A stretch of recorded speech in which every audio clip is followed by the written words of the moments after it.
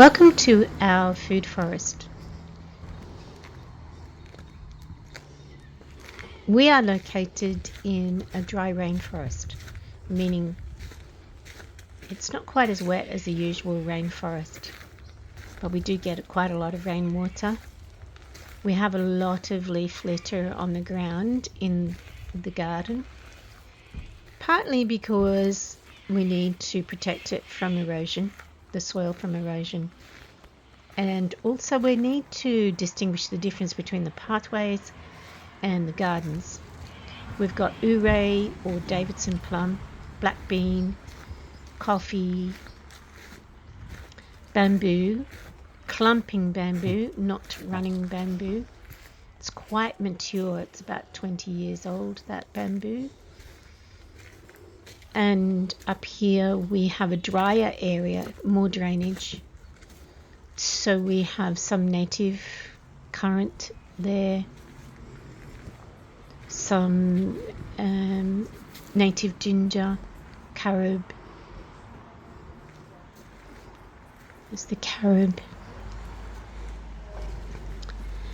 We also grow Peruvian ground apple, and there's custard apple, and the coffee trees, ginkgo.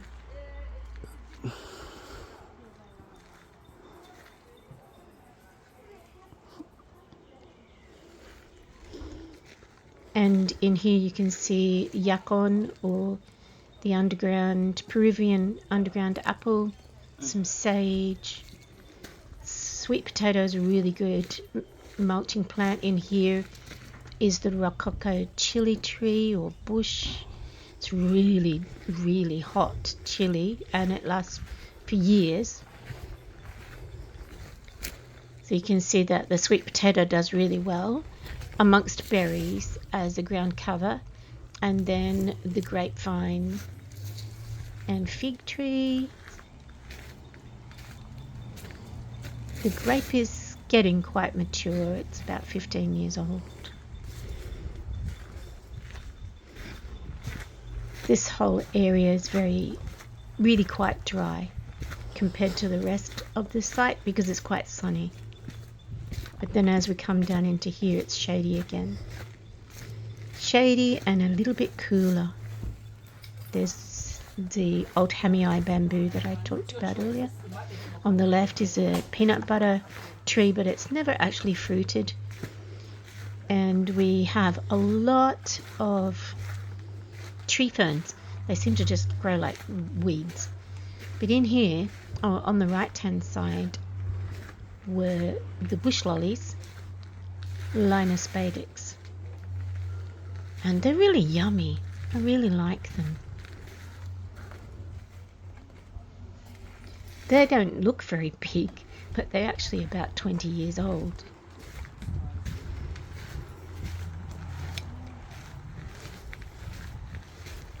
So we come down here on this side, just past our big water tank. Because even though it rains, we do have a need for continual water for washing clothes and keeping young plants alive. And now you can see back towards the water tank. This is our pet cemetery, actually. And now we're going down into what is usually the geese territory. The geese wander around this area, and that's why the undergrowth is quite thin on the ground. There's a finger lime.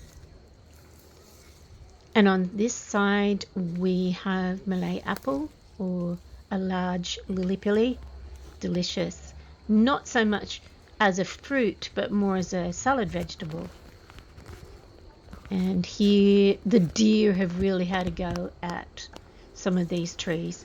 That was lemon myrtle coming down into one of these, I'm not going to say terraces, but it's quite a level swale. We have galangal growing there. And along here we have a really productive white mulberry on the left-hand side.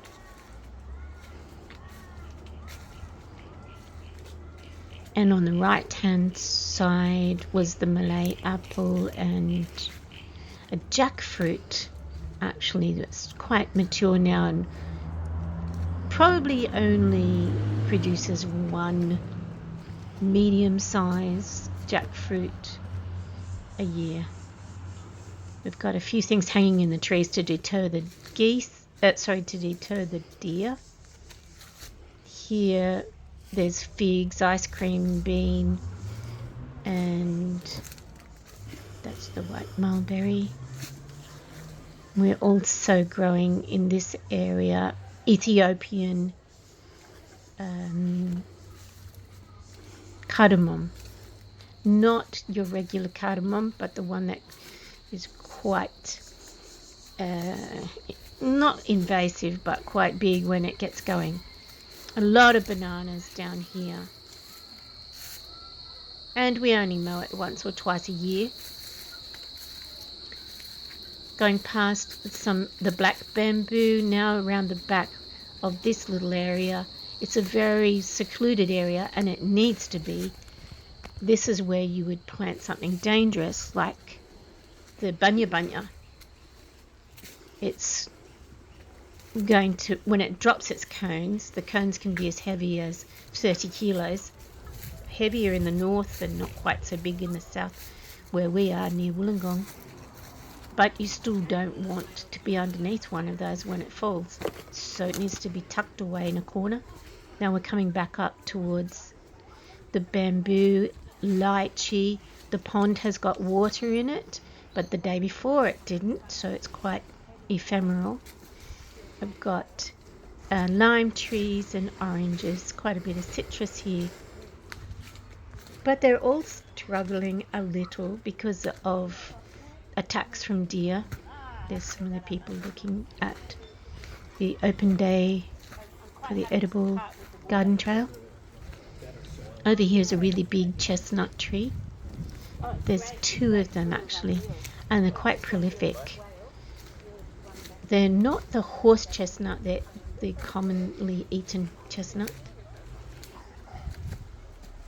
And underneath the chestnut we used to have gatherings and sometimes performances. And you can see here there's about 7 different large clumping bamboo stands. And they form a circle around a stormwater overflow.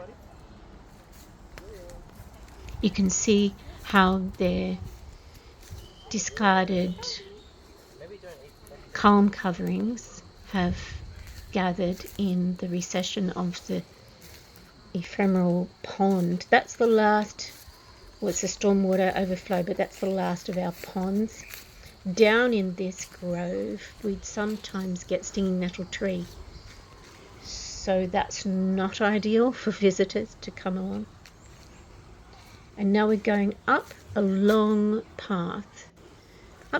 I made this long path because as I get older, I'm going to need a motorized wheelchair or motorized barrow perhaps. And so I need, so this path is half soil, rocky subsoil, and half constructed with paper. And in the barrels that you saw, we soak paper. Sometimes we soak the paper in the wheelbarrow directly. And then we put the paper on, to widen the path, we put it on the downside. And it forms like a lasagna each time we sweep the paths, rake the paths. The leaves are gathered and put over the paper. And eventually you get layer upon layer of paper. Here's one of the wheelbarrows. You can see we're soaking paper in order to reinforce the downside of the path. Above us are lots of grapes, and here is a huge dragon fruit. It has worked to help fell a jacaranda tree that we didn't really need. It's climbed right up the jacaranda and dropped some branches, and it will continue to do that. A grapevine can do that, but the dragon fruit is far heavier, and even though it's an epiphyte, it is capable of completely destroying a tree. Over here is a pretty remarkable example of a strangler fig attaching itself to a eucalypt. And we had a family meeting. Oh, that's our resources bay where we have to store hoses and fencing and pottery and stuff like that. But in the family meeting for the strangler fig, we decided to keep the fig, to let it win the battle, because it's going to reduce our fire risk, whereas the eucalypt would be far more fire prone. So we saw the pomegranate, and we're seeing lots of native raspberries, and we can see the chicken house, one of the chicken houses. We always have a summer house and a winter house. That's their winter house. More Monstera deliciosa that's actually in fruit, and quite a yummy fruit. Lots of grape in fruit. Our outdoor kitchen sink, our rocket stove, a trampoline to help reduce our risk from osteoporosis as we get older, but also the children love it. And in here, in this little bed, well, you see the dragon fruit again. It's entangled with grapes. And along this contoured path, which is quite tricky to get through, we've got some young jabuticaba. A lot of Australians pronounce it as jaboticaba, I think they say, but the Brazilian term is jabuticaba. And there is a cactus, apple cactus, but it's all alone. It needs to have a mate. I don't know if it's a female or a male, but it needs a partner. In here we have more finger lime. I can see how the label got damaged now. And along here, up. Oh, we're going up. Okay. Oh, we're not. There's a gate that was made by Graham Bart. Old man Bart's just passed away, actually. But I love his work. And we are now going up, and there's a lemon on the right, and there's a video of me. If you wondered who took this video, it's my son. There's another rococo tree, chili bush. And there's passion fruit, lots of berries through there. Figs. Here. Just there. Because we're running out. Yeah, there's plenty up there. Some discussion about how Oh no, they're riper than not. much we love the raspberries. There's a palm and native hibiscus because we need shade for the house from the western sun. So this is the looking west. So we're now on a western corner of the house, and we're coming back towards the pizza oven and the rocket stove. And we're going back up now past the wood for the rocket stove, for the pizza oven, past an old mulberry, hazelnut. Yes. And in amongst that hazelnut, a few ornamentals, and we can also see this is our main party zone or gathering space. We've got all the recycling bins on the right hand side there, but as you come down from the gathering space, this is where I would do more intensive gardening here.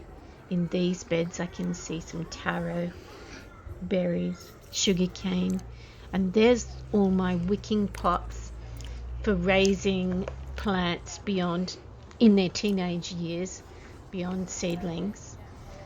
We have to put cages on things that we're worried that the deer might attack, or possums sometimes eat things. And now we're going through here. You can see the top end of the resources bay and one of the houses that we use for the poultry. It's currently in disuse, but along here is quite a lot of plantings because it's really sunny, so they're young plantings. and we're going back into the more mature part of the garden where it's shaded, and we need that shade because many members of our family are very fair and prone to getting sunburnt. And so part of the design here is that there is open space for people, but at the same time quite easy harvest for things like macadamias. And this here is one of our oldest and sweetest and fattest mulberries, and it's been going really well for a long time, and so it's a very mature tree. And this is a great party space, well defined, so that you don't want, I'm using old chairs here because we do not want people to walk on these gardens. The soil is really thin. There's an avocado. It's getting quite old. I don't know how much longer it will keep producing. There's lychee and jabuticaba here again. And there is one of the poultry houses where the geese are politely, oh, that's a persimmon, which is quite just wonderful. I like the old persimmon that has to sit to mature. There's one of the geese, the most aggressive geese. His name's Donald. And he does a good job of scaring everybody and everything that comes nearby. And we need that because the foxes here are gigantic. They're the size of kelpies, small to medium-sized dogs. So, and unfortunately, that kelpie, we've seen them in action. The fox, the size of a kelpie, even managed to kill one of the geese in broad daylight. So you can see the party zone there, and in here we have lots of giant sage. It's really good to substitute lantana with the giant sage, and yes, we have a lot of tamarillo. It's a wonderful fruit. I don't like it as a sweet fruit, but I love it as a marinade. And there's a Brazilian cherry or acerola. And up here, along this path, which is running on contour, it means that we have a workshop there, workshop shed, compost toilet. But that path that runs directly along the contour from the house to the chickens and geese enclosure is really quick to navigate in the dark. That's a Hervinia, which is quite yummy. And you can see the storage for our wood, because we have a wood-fired stove and a bit more salvia there. We need constant cover for the chickens because there are eagles that like to eat them, take away chicken. And so if they had the salvia and tamarillo and plants like that to hide amongst, it makes it much harder for the falcons to come and take them. So those bins are full of wood for there's somebody did some graffiti there, but the wood is stored in the bins. The bins are cleaned up, and then we're able to take them to our back door quite easily with a trolley. There's a very large jabuticaba on the right hand side, and we're going back down now past the workshop, outdoor shower, and some strawberry guava there, giant tansy. And here are the seed raising cages, anti-aviaries, that are actually also wicking beds. Inside each one is a reservoir that contains the water, and so it makes it much easier to manage. If you forget to water on a hot sunny day, there's a reservoir of water underneath that the soil is constantly drawing up with osmosis. It's drawing up, and the seedlings are able to sense the water below. They develop much more reliably. Yeah. Here is a white, well, it's not quite ripe, white mulberry, and Lloyd's tasting that and pretending it's yummy. And up here is actually all my garden tools and that sort of shenanigans. And back down here, oh yes, you can see the chickens have free range of the garden. And in here is a little hothouse, good for pineapples. And you can see how intensive. There's a lot of grapes growing along here. There's a worm farm that's made simply with an old bin, garden waste bin, and I just put drainage holes at the bottom, but nowhere big enough for rats or mice to get in through those holes. And then I'll process it when it's full and swap it over. Or you could buy a hungry bin, but they're a bit expensive. We have all the rainwater that comes off here, goes into different seepaways. This one's actually got, that looked like it was just a drum, but at the bottom it has a hose attached. And here I'm explaining the story of the kiwi fruit and how it grew up this tree, the macadamia, but it only attached to half of it. That kiwi fruit is the female, and it's really quite mature now. You can see it was attached to half, and in a storm the tree split down the middle. It's quite traumatic for the tree. And so in the tree you can see how it's grown around itself to protect itself from splitting further. It amazes me how these creatures, the trees, have such intelligence, self-preservation.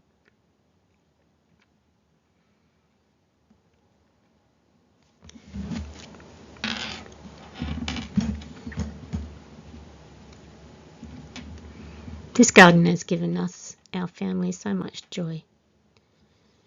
And when we first moved in here, it was 6 hours of mowing just to do the lawn once, and now it's all been replaced with no dig gardening. Completely no dig, every inch of it. And there's our zone 1 vegetables and an old pear tree, but the king parrots get most of the pears. I grow a lot of choco because it's a really important food for the geese, especially in winter when they're getting very hungry. Unfortunately, we just don't have any grass for the geese anymore, so we've only got 2 geese left, and they can live to about 30. Oh, there's a beautiful edible begonia, and lots of that's the garlic chives. Quite yummy, actually. I remember I ate them nearly every day in China because that was one of their main foods around harvest time. We're back to the pizza oven. We can often have pizza parties here to feeding. Well, last time we fed 100 people. And here's the rocket stove, but it's actually upscaled rocket stove. We think it's one of the first upscaled rocket stoves because you can have 6 big pots cooking at once. Down from that kitchen sink is a whole lot of water management underground seepaway pipes and wicking vessels. There's a native raspberry, not quite ripe. This one that looks better. No, not quite ripe. It's all good. I'm going to leave some for the others. That's actually a palm. But a bit of a debate whether that was edible or not. Well, yes, and so I've got some seedlings there of the Ouray, because Ouray, or Davidson plum as it was formerly known, is very popular down here. People love the taste.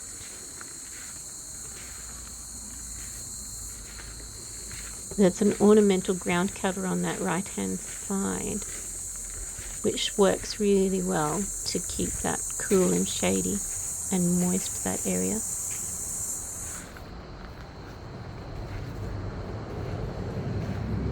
And that's a very quick walk through.